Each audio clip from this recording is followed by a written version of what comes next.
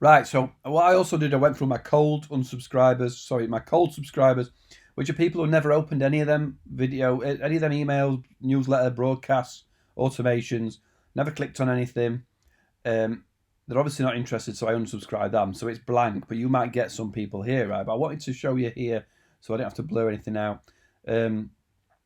Segments, you can create segments. So you can create a segment of whatever you want to do, old sub add, what we're going to say. Subscription date is before, last year, something like this. Before the 31st, 12 a.m, add filter, right? Save.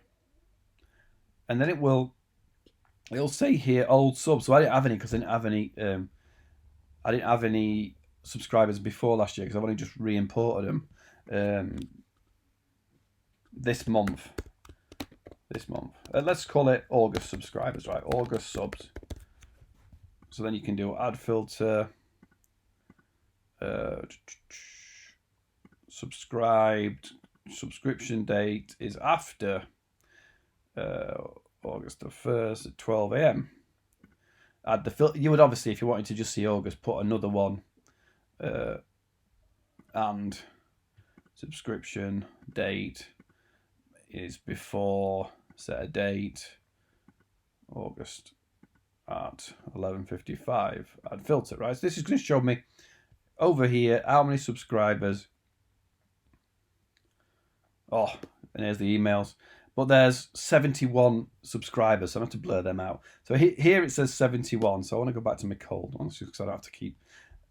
I've been putting off this video because it's hard to show you an active list without causing problems. So all of a sudden now I can send an email, a broadcast or a rule to everybody in that segment or the old segment. And then there's all these tags. So there was cold subscriber delete, and I think and cold subscriber re-engagement. So that was when I sent out, if you want to hear from me, click this link, and that automatically gave them that tag, cold subscriber re-engage, right? With the student and Zoho, what happens is here's the products that are purchased on my Teachable. So if somebody purchases this, I don't want to go. It's going to show me the subscribers again. I can set up a rule, right? So in the automations and the integrations, I connect my training site, Teachable. See the tick? I've got it connected. So I can create a rule that when somebody purchases it, I actually broke it. When somebody purchases, so now I've got, look, purchase a product from purchases from Teachable. If you've got WooCommerce or whatever else set up there, it's going to give you the option. Which course? So let's go this one, Zoho. Let's just do Zoho Recruit, right? So this is for recruitment people, sign up for my free training, right? And it would show you if it was paid as well. It shows you exactly what they paid, what they signed up for. I'm going to add a tag, and I'm going to say student, add another tag that is Zoho, right? So when they sign up, it's going to say student and Zoho, right? So I'm going to save that and show you an automation that I've got. So one of my automations is this new student. So how it works, if I click here, the first trigger is an event. When the event of somebody adding a tag, so if somebody buys something on my website, they will be tagged with a student, with the student tag, and then it will start this automation, the new student automation, which is on the first day. Hello, welcome to my training. I just wanted to let you know there's a free forum on Facebook. So there's a free forum and there's a Facebook group. Any problems, reply to this email.